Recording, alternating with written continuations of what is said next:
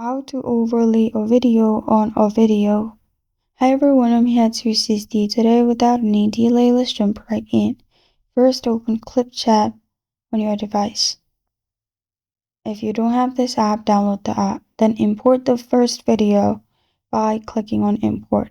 Then after you've added your first video in the timeline, click on Import Media again.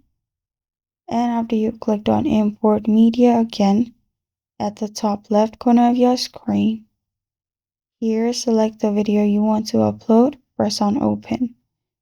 After it's uploaded on the left side, simply drag the video at the top in the timeline, as shown on the screen.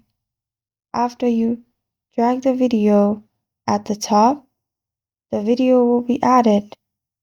Now, simply resize your video as you want. You can drag it and move it wherever you want it to be, and after you do that, you're good to go.